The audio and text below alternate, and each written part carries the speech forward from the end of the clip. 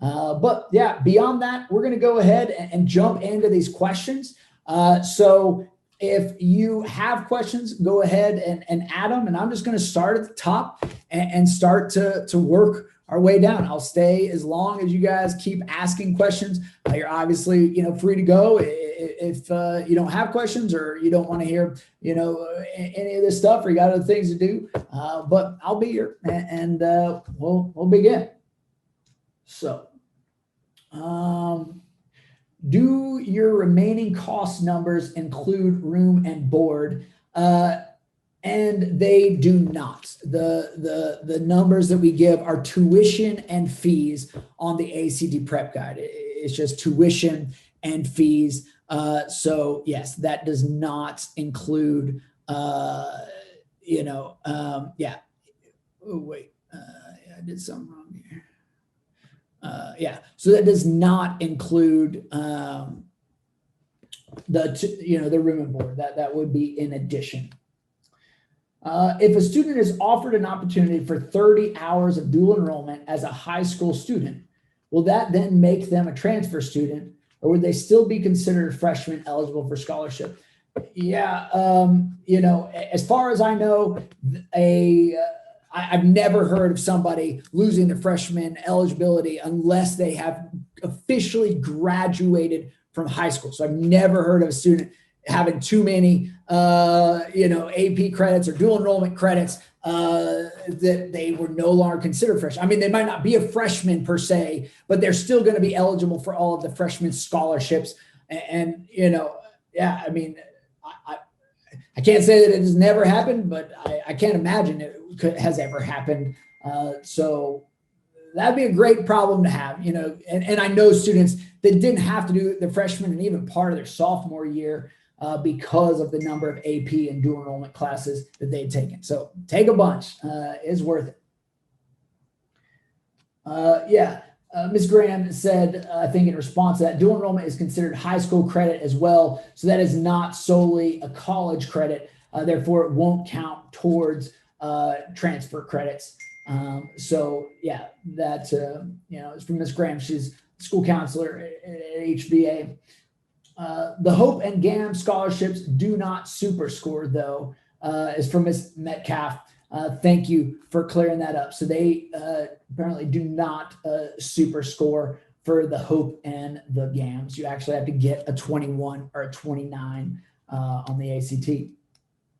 UTC did not take our daughter's December score. So yeah, there is an example of a situation where that happened. I'm really surprised by that. UTC is a school that specifically told us that they do take December scores. So I don't know if maybe, it wasn't automatically, put to send to those schools as soon as the ACT were done. But, regardless, it is something to always look into with your school to make sure that they are going to accept whatever ACT score, the December ACT scores that your student is taking their senior year.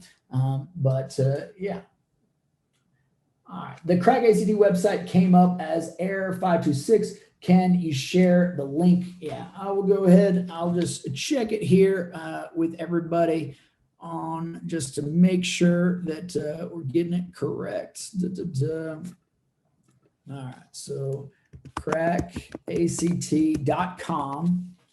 And this is what I get when I put in crackact.com.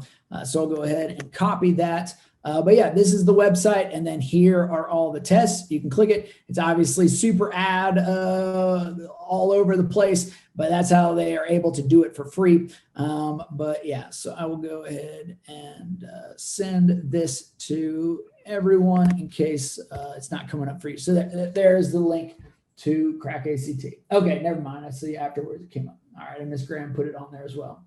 All right, define weighted versus non-weighted GPA. So some schools, maybe all schools, probably not all schools, but if you take an AP class or an honors class, these are based off of a scale higher than 4.0. And you know, the different classes sometimes weight them differently, depending on if AP or honors or what it is.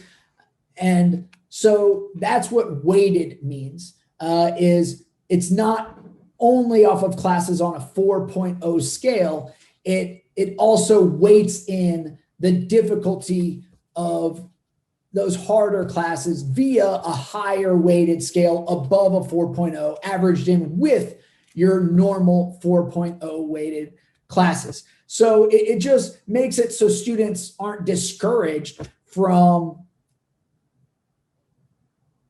taking those harder classes, even if they might get a lower score, a letter grade score, it's still often going to be weighted the same. So it just gives students confidence in taking those harder classes, and it gives students a reward for those that are able to do well in those higher classes, and maybe giving them a score even above a 4.0.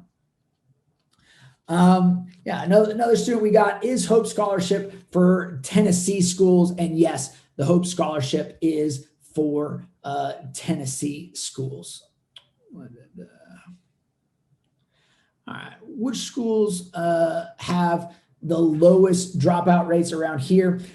We do have a list of the dropout rates on the It Pays a Prep. I mean, it's not the dropout rates, it's the graduation rates. And I don't know them off the top of my head. I mean, UT has an excellent one. Vanderbilt has an excellent graduation rate. So I would recommend that you look at the It Pays a Prep guide to be able to see schools around here and their graduation rates. All right, the next question is, one second here. All right, and I see that, Ms. Bailey included what, weighted is, a good explanation there. All right, when you're going to resume offering practice full-length tests at South College. So when South College opens back up, UT isn't letting us do the mock ACT. So for those that are unfamiliar, we used to do 4 mock ACTs per year that gave students an opportunity to come and just take an ACT for free in a real administered situation. And so we're really just waiting for South College and UT to host us again. I mean, we do the event for free. And so all the places that are big enough to host the students, pretty much aren't letting us come because of how many students we typically have. And, it doesn't make sense to do a half capacity right now. So hopefully now that everybody's getting the vaccine and things are opening up, it will be happening soon. I would anticipate we're in the fall, but we are at the mercy of what these South College and UT are going to allow, are going to host us. So hopefully soon. Do you have any comments on the effect of COVID and missing most of a class like geometry? I don't have any comments on that, and I probably wouldn't even if I did. So yeah, I'll leave that one. All right. Do colleges consider high school sports or scouts in admissions? Different schools are it depends on, I mean, certainly some of them are going to look at any leadership or membership experience as a positive light. Especially students can work that into their essays. If they had like a passion project that they did in scouts, their project, it's a great thing that some of them write their essays about. But every school is going to be different, and that's not really something I'm very knowledgeable on. So so that is it looks like all of the questions on there. Did I miss any questions, or does anybody have any remaining questions that they would like to ask us?